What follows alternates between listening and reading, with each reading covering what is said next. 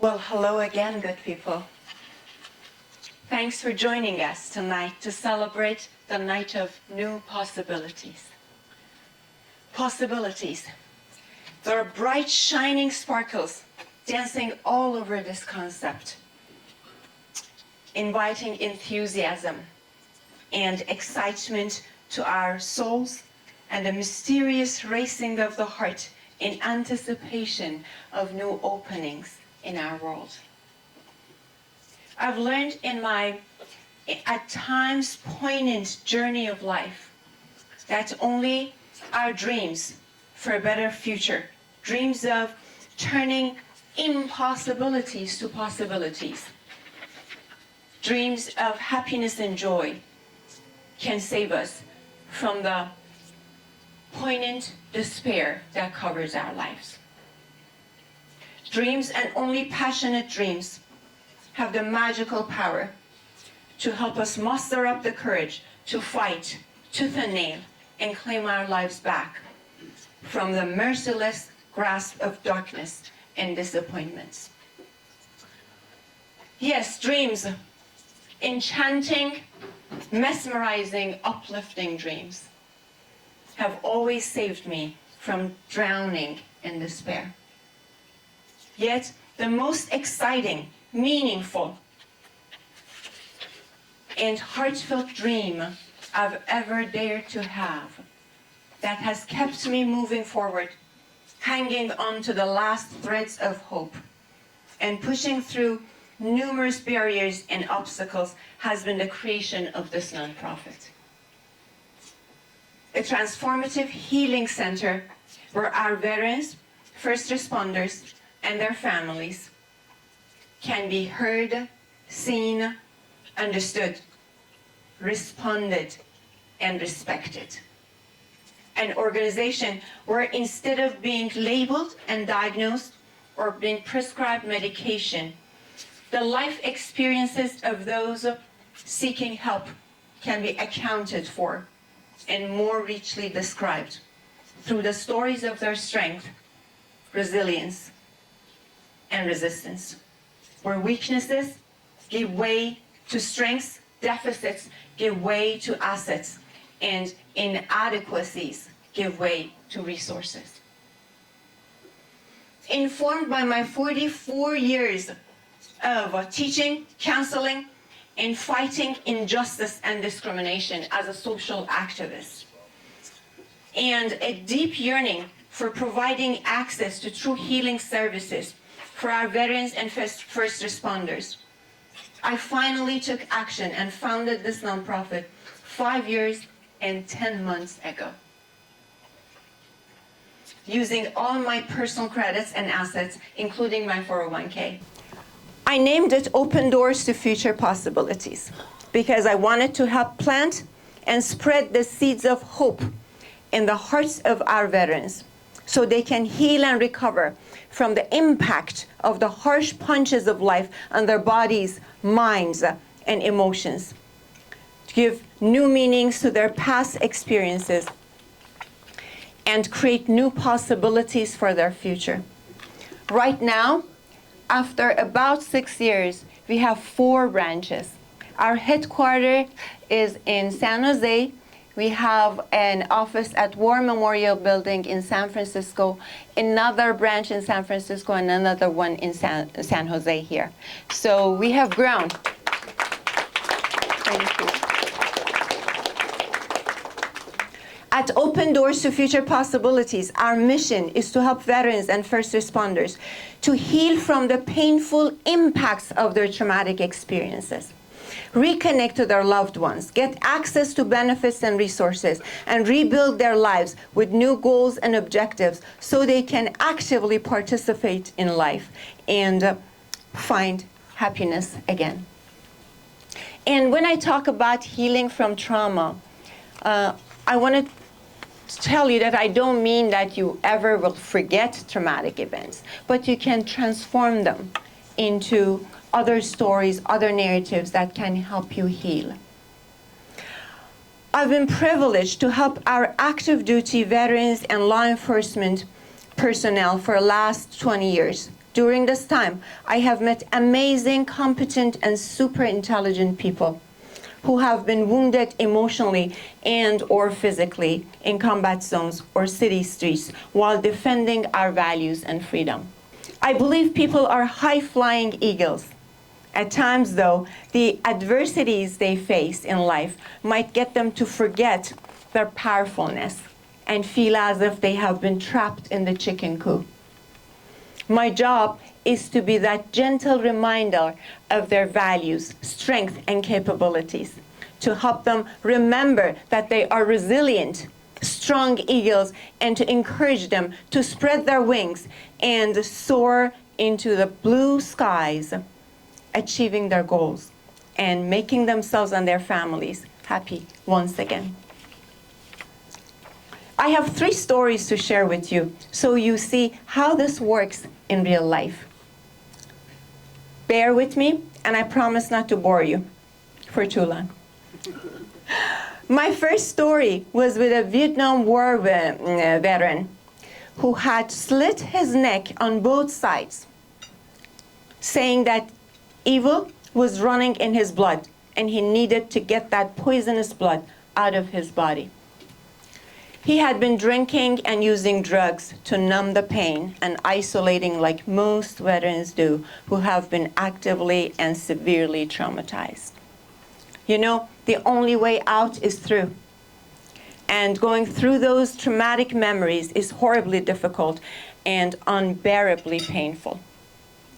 Even though it was an extremely difficult process for him to go through what he had experienced and he had witnessed, he did it anyway with me as his loyal ally. It took him about 1.5 years to give new meanings to his poignant experiences and open up to life once again and make plans for his future. In 2 years, he was off all his medication and drugs, did not drink anymore, was receiving his full benefits, and was also employed as a contractor and living a nice life, free of the guilt, blame, and the pain that he'd been carrying with himself for too long. Another encounter that has stuck in my memory was when I worked at a crisis center picking up calls from those who were intending to end their lives.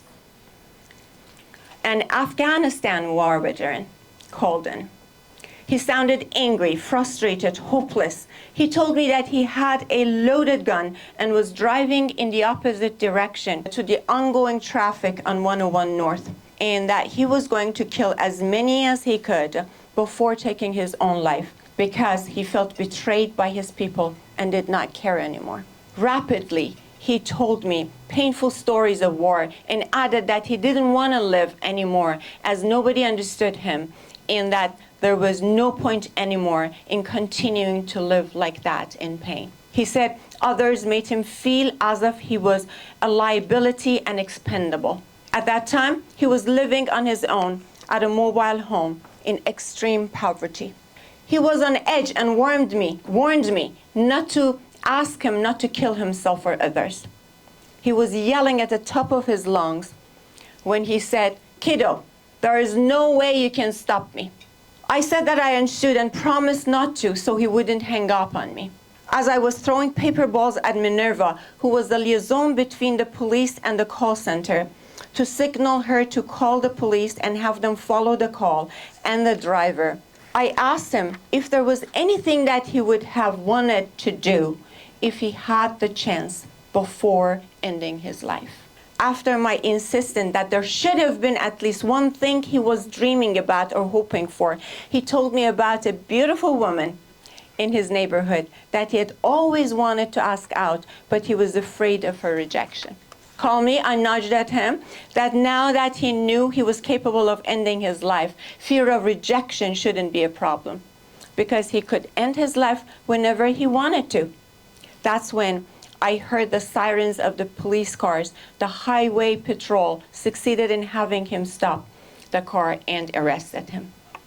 It was 3 months after that incident that Minerva came to my station and with a big smile said that a guy was calling for the kiddo who had saved his life.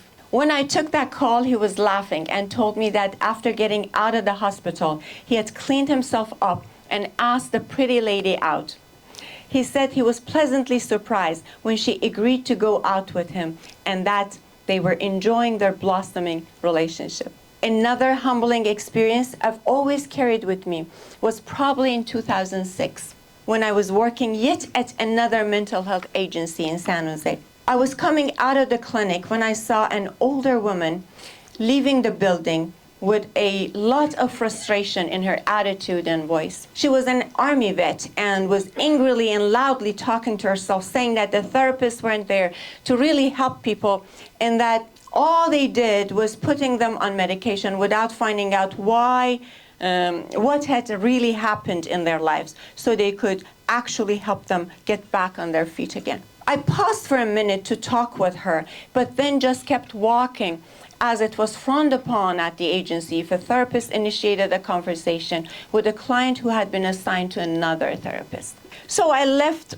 with a heavy heart to do some work-related errands, and then drove to Safeway on the Alameda to pick up lunch.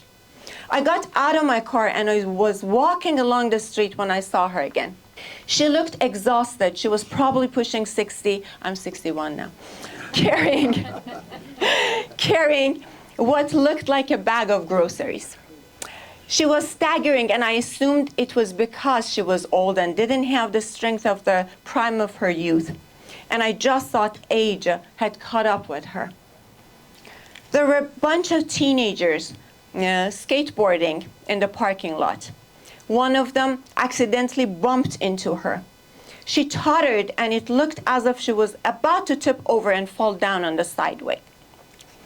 So I ran toward her and asked if I could help. She took a long look at me and then took the bag and kind of lofted it at me, like she was really happy to get rid of it. She threw it right into my arms, and it was so freaking heavy. It knocked me over backward down onto the sidewalk.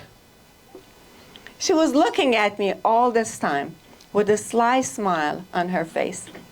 After I fell down, she slowly walked towards me, held out her hand, and asked, "Can I help you?" I was so embarrassed, mortified by the absurdity of my assumption that it was her old age which made it difficult for her to carry the bag. I couldn't have been more wrong. It was the bag that was incredibly heavy. It felt like it was filled with bricks, and it dawned on me that I had made the exact same mistake that others had made about her, assuming that this woman was old and weak, that she wasn't strong enough, rather than paying attention to the heaviness of her bag that was draining every drop of her life energy and exhausting her. She was really kind to me after she thought I learned my lesson. She invited me to her small apartment that was close by, make a strong coffee, and told me her long, sad stories of pain, loss, and regret of not being able to save her brothers and sisters in combat. The truth is that people are really strong. They're really resilient, and they are really powerful. And then something painful hits them hard and makes them someone they never used to be. When we see them as clients, they have walked through fires unknown to us, and it would be really unfair to judge their pain and sadness as weakness. It is their baggage that is weighing on them heavily and slowing them down. What they need the most is an ally to walk with them in the trenches and help them restore their confidence in themselves so they can dare to dream again. Now, I want to give you, amazing people, a short report so you can see how hard we've been working at the nonprofit to help our veterans and their families achieve their goals. And while I'm presenting you with some statistics, I'm inviting my brilliant team to come up on stage with me so you can get to see how brilliant these shining stars are. Come up, join me.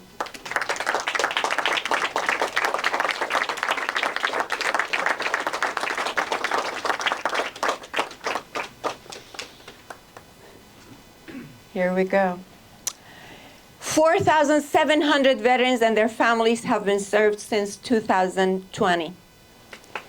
1,500 veterans and their families have been moved out of homelessness during the pandemic to transitional housing and then to permanent residences. 250 workshops and roundtables have been held for veterans on topics such as trauma, communication, PTSD, relationships, and more. 120 veterans have utilized our digital literacy classes. 100 laptops have been donated to veterans through our Tech for Vet program. 1,500 hours of tutoring have been provided, leading to educational and professional success. 85% of the veterans who utilize our counseling services achieve their goals within 6 months. And the remaining 15% will graduate in less than 1 year. Over 20,000 items of clothing, including shoes, socks, clothes, and hygienic supplies have been distributed. Over 50,000 meals have been distributed. And I personally have helped 98 veterans to transform their lives by giving new meanings to their trauma and transition them into more resilience and strength. And here are my amazing and dedicated staff, trainees, and volunteers who are my soldiers of light. I'm excited to once again share with you tonight that Dr. Clyde Horn, a Vietnam vet with numerous medals, including the Purple Heart, has kindly and generously accepted to join our board of directors, bringing to our team his unique charm, gifts, talents, and rich experiences. I'm sincerely and deeply grateful to all my dear friends who have supported my mission and made this dream come true.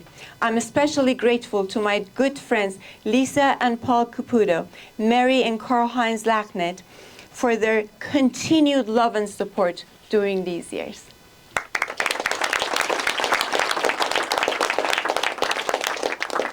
All these years, I have poured everything I have and whatever I've made as a full-time professor at San Jose State University and in my private practice into this dream, without paying myself for the endless hours that I've lead, trained, supervised, and worked tirelessly here at this nonprofit.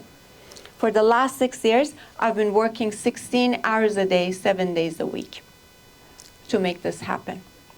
And now, I need the help of your generous hearts to be able to continue this mission of serving as many veterans as we can here in our very own community and then all over our country from sea to shining sea.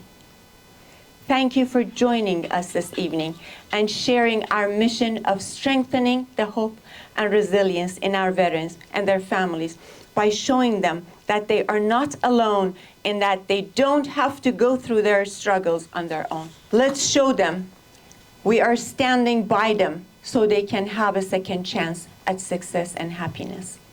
Together, let's honor our veterans and the sacrifices they have made to keep us safe. Please take action now. Donate today to support us in transitioning lives of our veterans and their families in our community. You can make a difference in their lives with your kind support, individual gifts, and corporate sponsorships. No donation is too small. Alone we can do so little. Together we can do so much.